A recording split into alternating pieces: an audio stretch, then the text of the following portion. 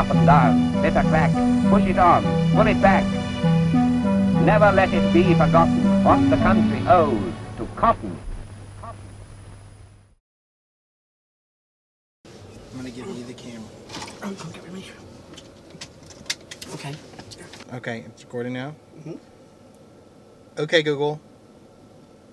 Navigate to Lando, South Carolina. Lando, let's go. Let's go. Okay, let's go. Really, let's go. Really, let's go.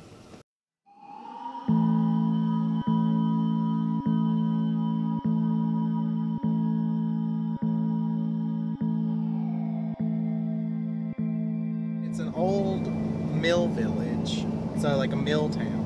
So like they used to make blankets there, and they would then ship them out on the railroad thing. I'm hoping we get to see the railroad. I don't know if it's still there. That's why I just don't know. Like I don't know what all's still there, because I mean there were pictures, and there were old pictures of like the railroad stuff and the mill and all that, but I don't know what's still standing. So whenever the mill was open, apparently they had like 2,000, 2,500 people or something that lived there, and now there's like 20 that live in the town. So it'll be very interesting to see. It might be all 20 people. We'll probably meet every person that lives in Lando, South Carolina. That would be so cool. One of the things I'm most excited about seeing is the Lando School. They built it whenever they had the mill that was open, and they had all these kids that were there and all these families and moved there for work, and they needed a school, so they built the school. But then whenever the mill shut down and everyone moved away, they like closed the school. So now it's on like the National Historic Register. It's like in all these lists of like top 10 most beautiful abandoned buildings in South Carolina. So I'm excited to see that. I don't think it was ever like officially like a town. Like it's because it's unincorporated. So it's not like an official municipality. It's kind of like an area. Lando, the area. I mean, this town is called Lando, South Carolina. If I'm visiting small towns, I've got to visit Lando, South Carolina. Hello. 2.4 miles, and we will be turning left on Lando Road. I do. Look, here it is. This is where we're going. The museum. Like we are here. There's one of those. This is it. People. Look. It sure is. Here, this is it. Wow, there's the fire department. Look, Lando Road. Oh, there's the history center. There's the person who's probably doing it. What's that sign say? Lando Day celebration. Yeah. Cool. See? Wow. That's all that's left. It's the elevator tower. Yeah. Oh, that's written everywhere, waiting. Yeah.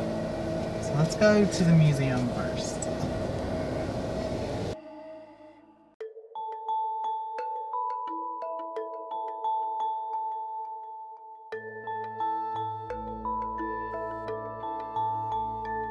I'm Landon, by the way. I don't know if we ever. Yeah. I'm Landon. What's your I'm Landon. I'm Jimmy. Jimmy. Yeah, Nice to meet you.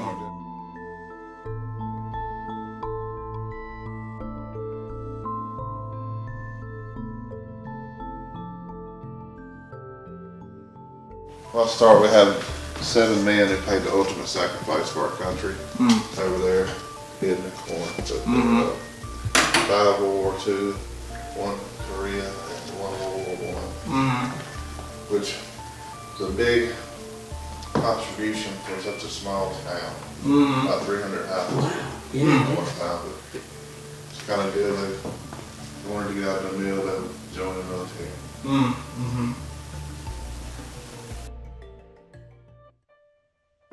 This was actually originally the office side. This is where the people were. The Yeah. office of the. The very back room with the mill presidents and everyone got each little office, just for secretaries and stuff. It's kind of like it is now, in a way. And so all these things that are in here, like authentic A majority Yeah. of it. Some of the stuff, I mean, like this desk is actually my neighbor's. It's not the mill president's desk. The one in there is. So I do. It's all belong to somebody. It doesn't actually belong to the History Center. That's what that map up there, each circle is a house at one time. And it was 5 different styles of homes. And the number inside the circle is the style of house it is. They were on mill houses, where Oh, yeah. so the people lived in it. To live here, you had to work here. If you didn't work here, you had to move. Yeah. So this is the creek that runs back behind there. Now, when the mill closed, they sold the houses to the people, or they how'd that work? It's still actually have an investment group trying to buy it now. The town is still a whole. The houses have never been sold. They've always been owned by the same people. So this is on the 3rd owner now. Wow. So they pay their the rent. people that live here don't own their house. Not that they rent. Oh. Yeah. Hmm.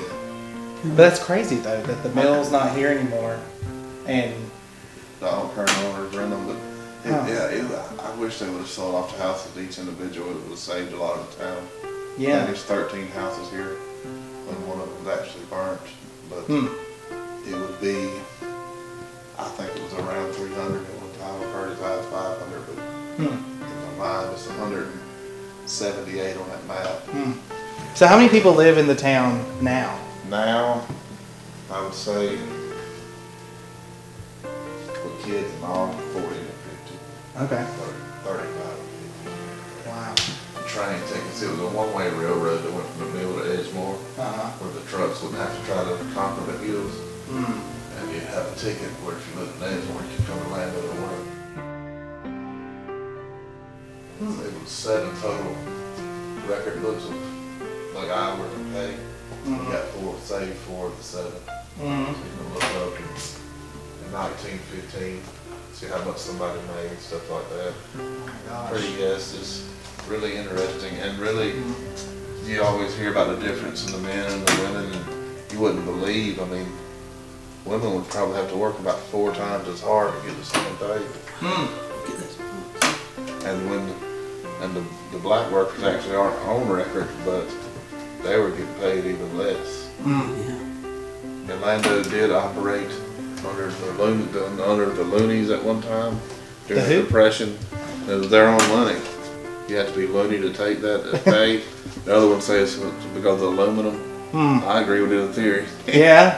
They said they'd have farmers out front trading them in for real money and stuff. Pretty interesting. Yeah. Thought like They had that. their own money. Yeah. I wonder how much a Lando would be worth today. That's cool. Look at the Max Savings Bank Lando. This is the majority of the men and women that were in the military. Well, I like to say all, but I know we've missed somebody somewhere. Yeah. My grandfather up there. This is my father. Your grandfather? My grandfather's right there. Which one? In the Navy hat, Ben Howard McCool. Him? Yep. Wow. Football. We've actually had somebody from World War I in every conflict all the way up to current time. There's still people that either lived here or their grandparents did, but they're in the military now. Wow. Harold Tadlock was a POW for around 3 years. He actually lives out here going out of town. Dementia set in and he can't tell his old stories as much, but he still does, well. Mr. Lonnie Vincent, I actually lived in the house he lived in, and he was a POW for 5 years, but he was one of the guys that was like, where most people don't talk about stuff like that. Didn't bother him at all. He would just sit around and tell you a story and be like, Wow. gotta bother you more than it bothers him. Yeah. People bring stuff, and actually, a lot of these documents are authentic too, and it's like, a lot of families save stuff like that, but they brought it to us.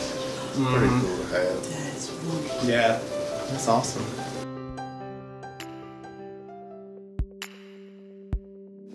This was his examination table, actually it. that was cut down to fit in here. Those were his scales that he weighed babies with. That was the scales he weighed his medicines with. That was his microscope. And then where did he operate out of? He was more back then. The doctor traveled around, so he had an office in the bottom here, and they built a clinic in the city across the street, a little brick building. But he would pretty much the whole countryside, Chester, Edgemore, Louisville area, wherever. I guess wherever somebody got sick, he would travel to. Now those papers up there, when he couldn't make his own medicines, he would have to order them from a good pharmacy in Rock Hill, and those are what he actually done. That's He would write it in good pharmacy. They gave us that. He's got probably 5-6 years ago. He's got doctors. Yeah. We had a group from Sun City Retirement Home come, and they all wanted to know what the Agarol was for. And I said, I have no idea. And the old man got to Googling and stuff, and it's for constipation. Oh, well, there's a lot of bottles. There's some left over. Yeah.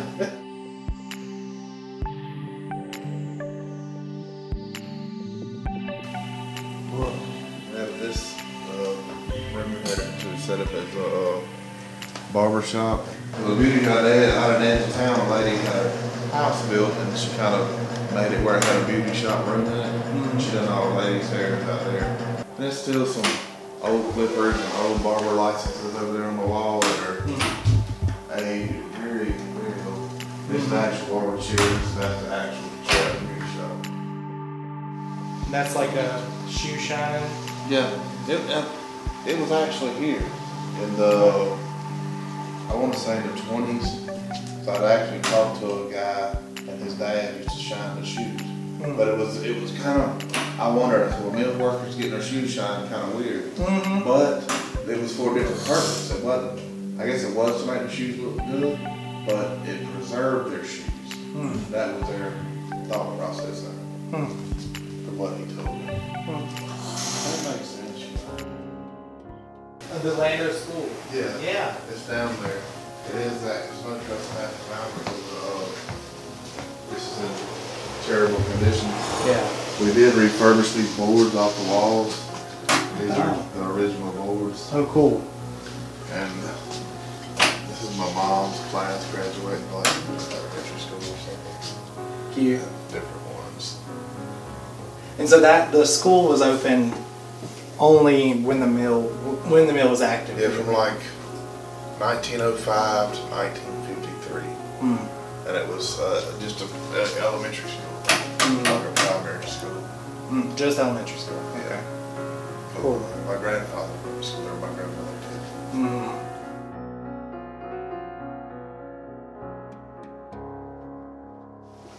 did. Kitchen. / dining room. It's a little bit messy, but I mean the fridge here, it quit working in the summer of 2015. That's what we used up until then. Really? We had to buy one to put in the back. Oh, look, is that a? So this is a 1946 Maytag.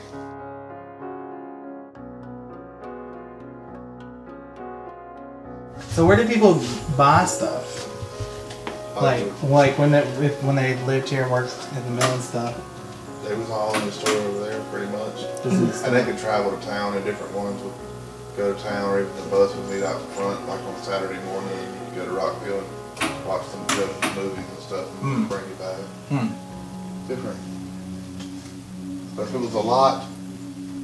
Looking at the town now, you don't realize how much was there. It was like no woods. It was just, it's all grown up, kind of sad if you look back at what it was. Yeah, and I noticed a lot. That's true about a lot of the old mill towns. Oh yeah. When they left, kind of everything that made the town what it was left with it.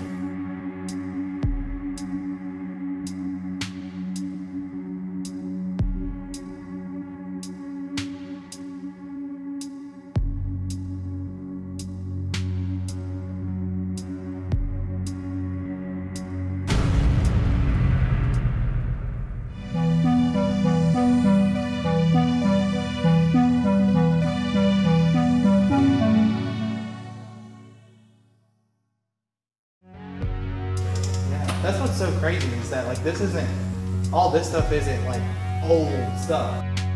The church, the Baptist church, was here, caught on fire, it was on fire.